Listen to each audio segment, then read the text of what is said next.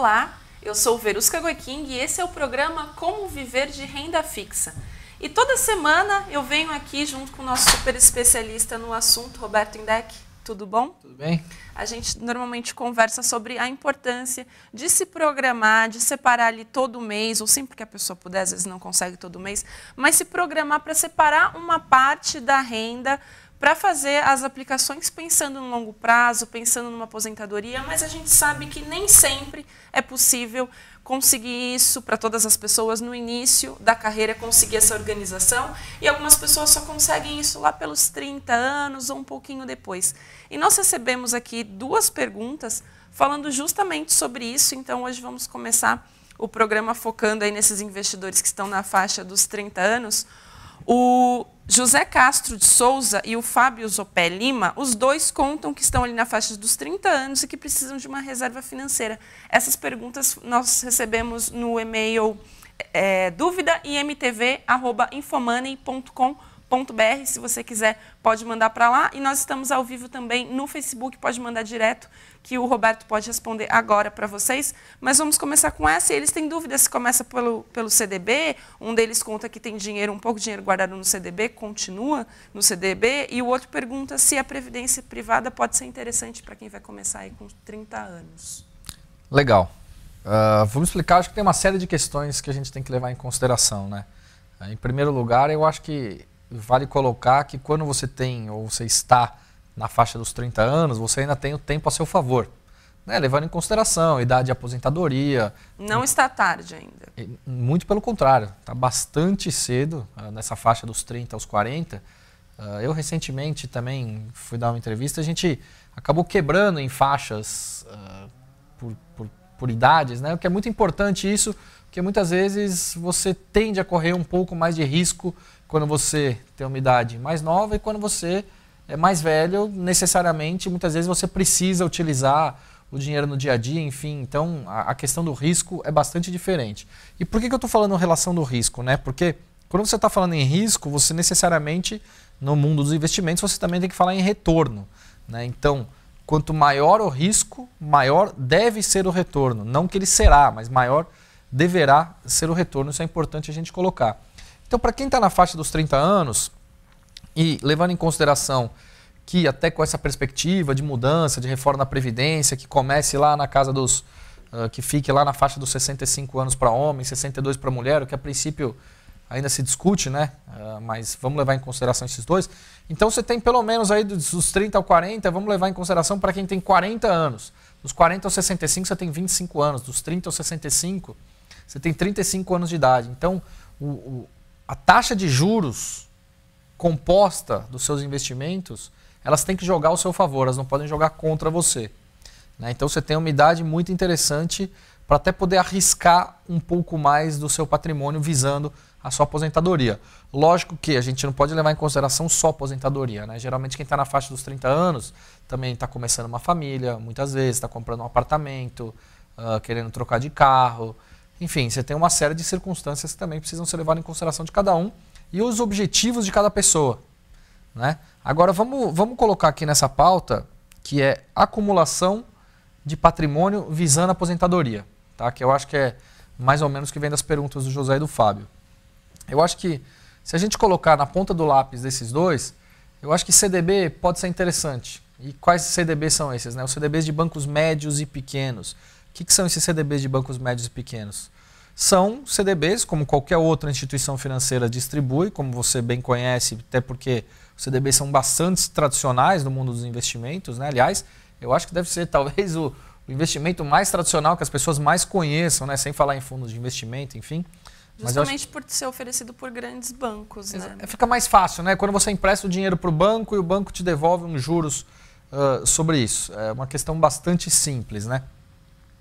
Então a gente tem a questão dos CDBs, mas aí a gente coloca como uma recomendação CDBs de bancos médios e pequenos, e aí até pode ser colocado para médio e longo prazo. Quando eu falo para médio e longo prazo, hoje esses CDBs de bancos médios e pequenos de médio e longo prazo eu considero aí de 3 a 5 anos, né? Levando em consideração que ainda tem a garantia do FGC, o Fundo Garantidor de Créditos, que cobre até o limite de R$250 mil, caso o banco que emitiu esse CDB que você comprou ele quebre aí no meio do caminho, que tem intervenção do Banco Central para isso. Então, esse ponto é muito importante. Esses dias, inclusive, lá na página do Facebook, no Como Viver de Renda Fixa, achei interessante um post de uma pessoa que faz parte lá na página, falando que ele prefere investir num banco grande, porque tem a segurança, que ele prefere ganhar 85% do CDI a ganhar 100% do CDI. Eu discordo bastante disso, Verusco, até porque com o FGC, se a gente for levar em consideração, por exemplo, primeiro, a estabilidade do sistema financeiro no Brasil.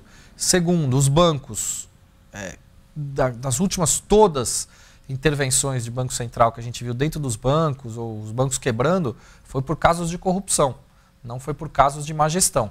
Então são questões também bastante diferentes. E quando o FGC precisou atuar nisso, ele atuou em 3 a 4 meses, ele ressarciu todos os investidores. E o FGC, independe de ser um banco grande ou pequeno, ele vai ali resguardar o seu investimento de qualquer forma, né? Então Exatamente. Ele tem essa segurança independente do tamanho da instituição. Exatamente, é bem por aí. Então essa é a questão do CDB. Agora outra questão de previdência privada, né? Tem alguns fundos atualmente de previdência privada que são bastante interessantes. Mas eu chamo a atenção, para quem até está nos assistindo pela primeira vez, que eu sempre costumo falar aqui, todas as terças-feiras, no nosso programa às 11 horas da manhã, que você tem que se atentar às taxas de administração cobradas pelos fundos de previdência. Você tem taxa de administração anual, você pode ter taxa de carregamento, pode ter taxa de entrada e pode ter taxa de saída. Então, alguns fundos têm até 4 taxas. E isso acaba inviabilizando sua rentabilidade e sua perspectiva lá para frente, né? Então, esse é um ponto muito importante também que a gente tem que colocar aqui para todos que desconhecem nesse tema. Eu acho que depois disso colocado, muita gente pergunta, mas o que é uma taxa de administração interessante? O que é uma taxa de administração viável anual para um investimento num fundo de previdência? Aí eu coloco que acredito, na minha visão, que deve ser na casa, quanto mais baixo melhor, isso obviamente. Mas tem alguns fundos de previdência que dificilmente vão oferecer os fundos com uma taxa menor de 0,5% ao ano. Aliás, quem encontrar essa taxa de 0,5% ao ano sem taxa de carregamento, entrada e saída já é um número muito interessante, sem dúvida alguma. Agora, outro ponto que vale a pena considerar também é o histórico de rentabilidade desses fundos, né? Por que eu estou falando isso? Porque tem alguns fundos que têm uma gestão mais passiva e outras uma gestão mais ativa. O que é gestão passiva e o que é gestão ativa? Gestão passiva é quando o gestor pega o seu dinheiro, o gestor de um fundo de previdência pega o seu dinheiro e investe em títulos do Tesouro, por exemplo, ou compra algum ativo de renda fixa de longo prazo e deixa o negócio rolar. O gestão ativa não, é aquele gestor que está o tempo todo se mexendo, buscando novas oportunidades, tentando trazer rentabilidades mais interessantes para você como investidor do fundo de previdência. Só que, em geral, esses fundos com gestores mais ativos, eles cobram taxas superiores a 0,5%, superiores a 1%. Mas que muitas vezes, muitos desses fundos, eles acabam tendo rentabilidade superior aos fundos de previdência de gestão passiva e que cobram taxa de administração inferior. É interessante. No fim das contas, o ganho é maior. O ganho é maior. Com esse desconto da taxa aí. Exatamente. Mais cara. Por isso que eu estou falando que é interessante olhar sempre o histórico de rentabilidade também dos últimos meses ou até dos últimos anos. Mas, claro que rentabilidade passada não é garantia de rentabilidade futura. Mas você olhar o histórico de gestão do fundo é sempre muito importante. Só olhe para ter uma noção, né? A gente sempre fala, você falou dos CDBs, ele também comentou dos fundos de pensão e tesouro direto. A gente também sempre acaba trazendo aqui, quem está na faixa dos 30 anos, tem algum vencimento, tem algum título que seja o seu favorito para essa faixa etária? Tem sim. Vamos só começar pelos fundos de pensão, né? Eu acho que fundos de pensão, para quem não conhece, são fundos de previdência, só que aí não é privada, né? São fundos de previdência ligados principalmente a estatais. E a gente tem visto um rumo muito grande, né? Principalmente se a gente for falar nos fundos de pensão da Caixa Econômica Federal, da Petrobras, a Petros, né? O Postales do Correios, que aliás, realmente é até difícil a gente ter uma palavra para classificar isso. É um fundo de pensão em que os cotistas vão ter que reaportar dinheiro, ou seja, o cara trabalhou a vida inteira para ter uma aposentadoria mais tranquila e agora ele tem que botar dinheiro em cima porque a gestão foi muito mal conduzida. Lembrando que isso tem interferência política, sem dúvida alguma, nesses fundos de pensão. Por isso que a gente tem trazido as pessoas para que elas conheçam novas oportunidades de investimentos, como os CDBs, títulos do Tesouro, esses fundos de previdência privada que a gente estava falando agora aqui também. Então, títulos do Tesouro, voltados para a previdência privada. Nos outros programas, eu também costumo falar o quê? Que no Brasil 5 anos é longo prazo em função das mudanças muito rápidas que nós temos do ponto de vista do político, na economia, e isso fica muito claro se a gente for levar em consideração o número de presidentes eleitos democraticamente no nosso país, o número de impeachment, ou seja, o número de pessoas que assumiram depois, o número de presidentes que assumiram depois da queda daqueles que caíram no impeachment. Enfim, então acho que 5 anos já é um número, é um período muito expressivo aqui no nosso país. Então, na minha visão, mesmo que você olhe o longuíssimo prazo, eu acho que os títulos do Tesouro IPCA com vencimento em 2024, para quem está nessa faixa dos 30 ou 40 anos, já é um número interessante. Até porque ele vence em maio de 2024, né? Nós estamos aí em outubro de 2017, então a gente tem pouco mais de 7 anos até lá, certo? Então eu acho que em 7 anos você consegue guardar seus recursos, você vai investindo, acumulando seu patrimônio nos títulos do Tesouro IPCA, que a partir de R$80 você consegue investir nesse modelo de investimento. E aí em 2024 você vê se vale a pena reinvestir em outros títulos do Tesouro, ligados ou não à inflação, como é o Tesouro IPCA, ou se tem alguma outra oportunidade no momento que seja mais interessante, olhando lá na frente, né? Então não precisa comprar aquele 2035, 2045, se a pessoa pensa em nem mexer nesse dinheiro. Coloca em 2024 e quando vencer, olha, se tem uma oportunidade melhor, ou reinveste até no próprio Tesouro Direto, até quem sabe a gente tem alguma novidade aí em investimentos. Exatamente, só até complementando isso, as pessoas podem achar um tanto quanto esquisito, né? A gente fala, pô, como que eu vou investir em 2024 se eu tenho 30, 35 anos pensando na minha aposentadoria, né? Então seria muito mais correto eu investir nos títulos que vencem em 2035 ou 2045. Na verdade, não.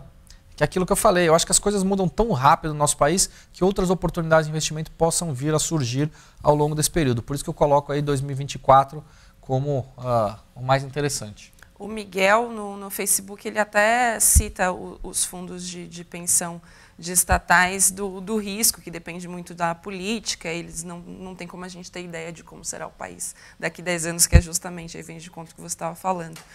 O Bruno Mesquita é teu fã, está dizendo aqui, grande Betinho, fera demais, parabéns pelo trabalho e pela evolução obrigado. Na carreira.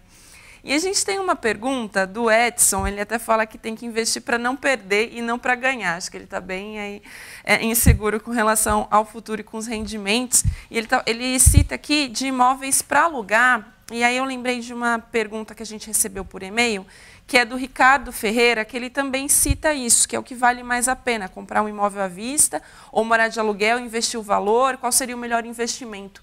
Trazendo isso aqui para o nosso cenário do programa, que é de investimento em renda fixa, vale a pena hoje, com o que a gente tem hoje no mercado imobiliário, comprar um imóvel pensando em ganhar dinheiro com alocação? Ou é melhor partir para um fundo imobiliário, se a pessoa tem aí afinidade com o mercado imobiliário, ou esquece isso, dá para ganhar mais dinheiro em outras aplicações? Sim e não. Né? Eu acho que tudo nesse mundo dos investimentos, exatamente, a gente vai falar que depende.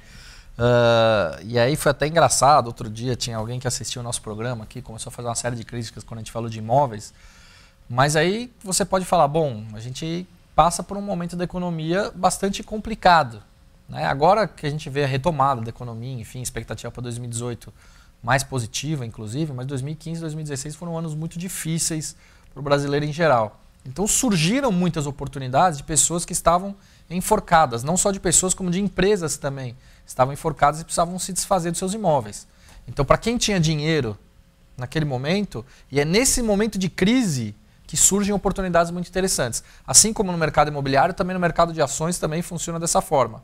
Apesar de que muita gente costuma fazer diferente no mercado de ações, que costuma comprar ações quando só estão atingindo seus preços históricos na máxima, né?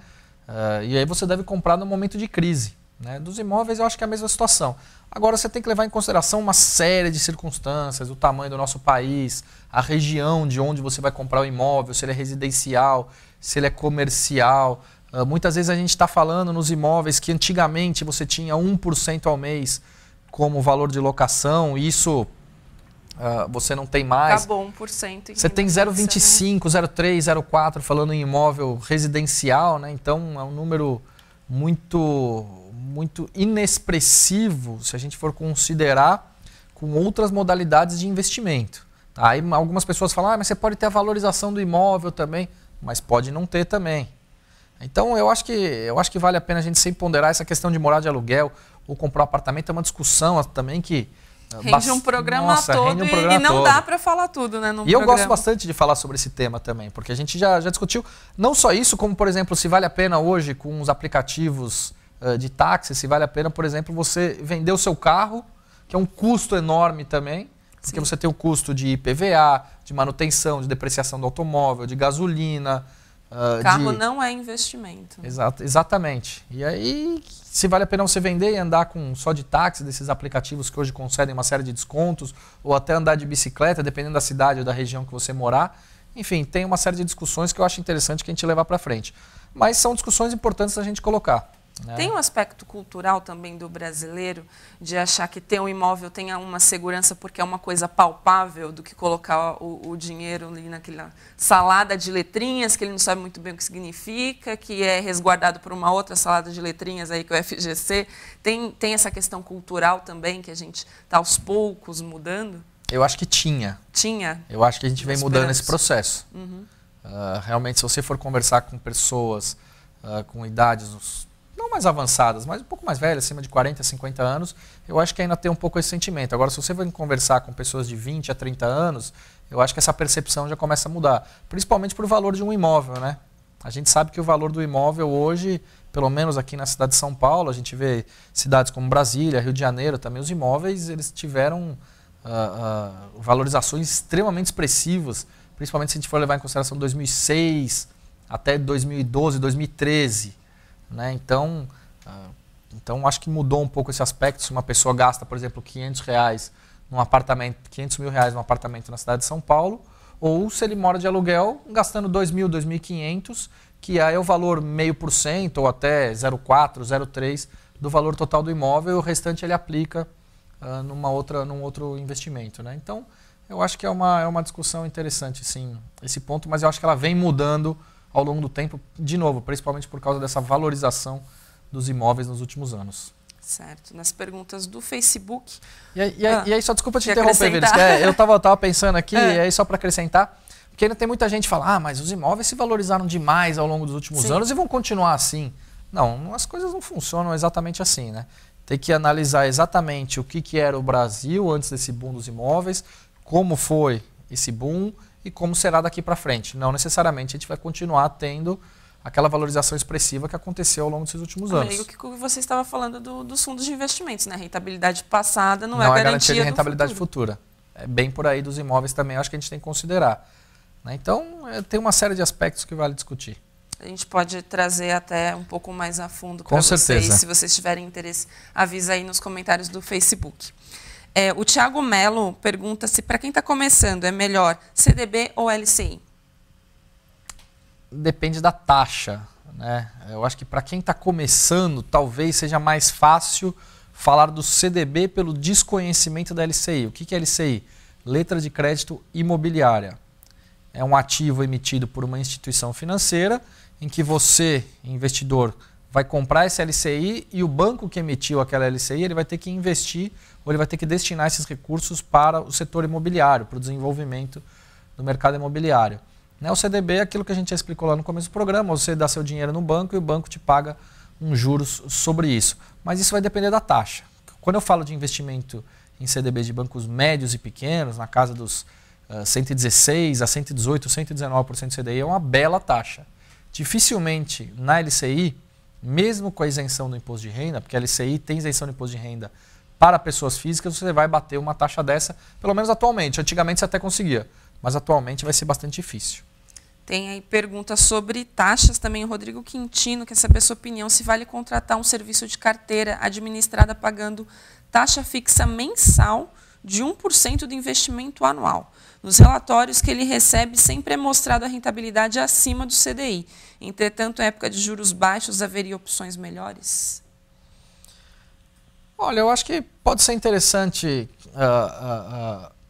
essas recomendações todas, mas eu acho que caso você não queira pagar esse 1%, por exemplo, é um trabalho agregado de alguma pessoa que está te oferecendo esse serviço, que pode te apresentar produtos mais interessantes, mas por outro lado, hoje, por exemplo, com as plataformas digitais online que você tem, certamente você consegue já fazer comparações muito interessantes sem precisar necessariamente de ter esse custo adicional, né?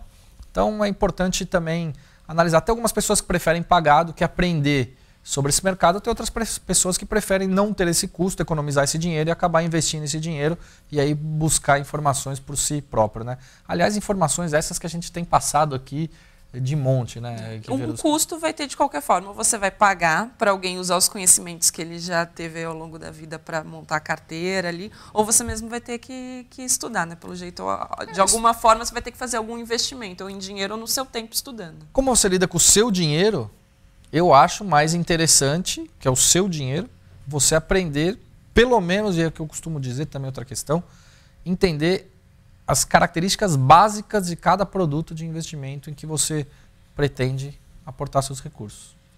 A Ana Marini quer saber, só com 25 mil reais, você orientaria ir para algum outro investimento em renda fixa ou colocar tudo no Tesouro Direto?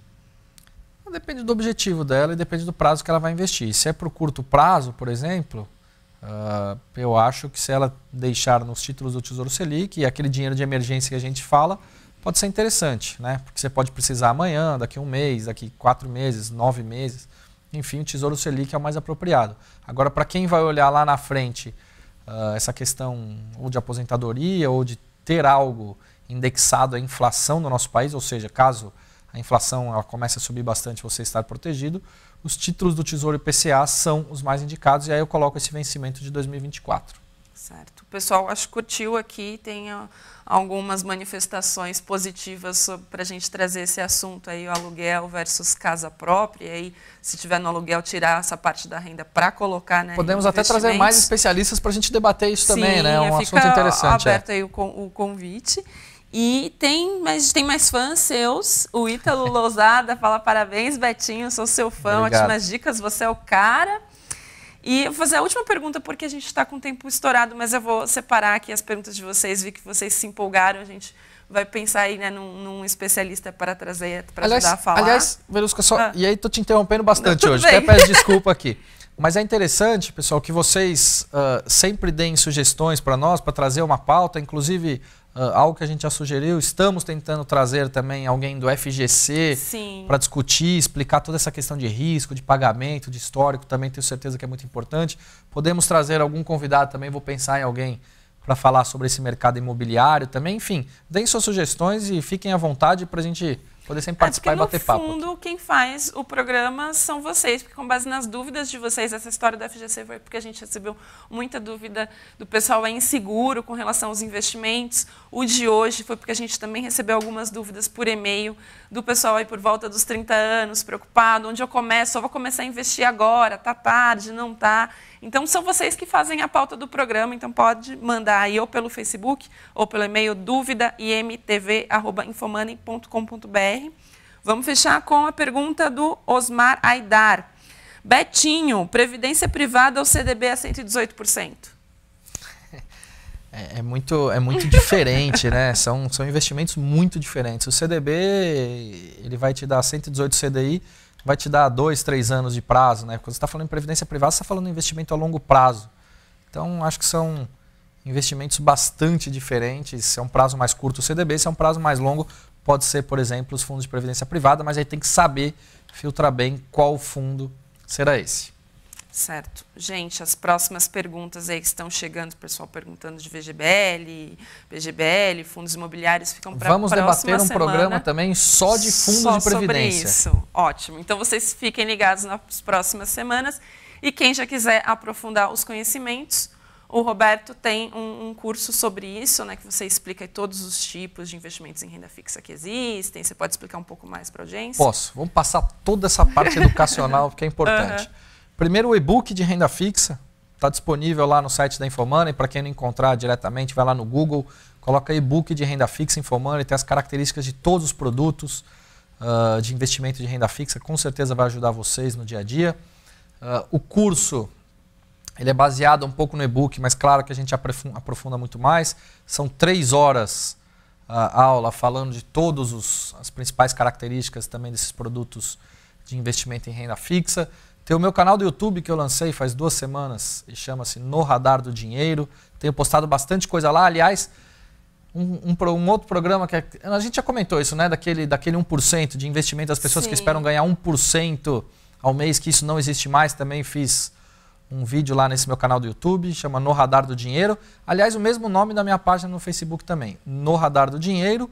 E por fim, a página Como Viver de Renda Fixa, lá no Facebook também. Fiquem à vontade para acessar e compartilhar com a gente conhecimento, enfim, trocar experiências e informações. Tem Roberto Indec em todos os lugares, para todos os seus fãs aqui. O que não falta é informação para a gente passar aí. E para quem quer saber mais informações, eu vou colocar aqui também no Facebook os links fixados de todos os cursos, tudo que você falou aí para o pessoal, para vocês acharem de uma forma mais fácil. Semana que vem a gente traz aí essas dúvidas que vocês levantaram hoje e também mais um tema entre todos esses. A gente vê se consegue trazer um dos especialistas para a semana que vem. Terça-feira, às 11 da manhã, estaremos, Indec e eu, novamente, tentando tirar aí as dúvidas de vocês sobre renda fixa. Até lá!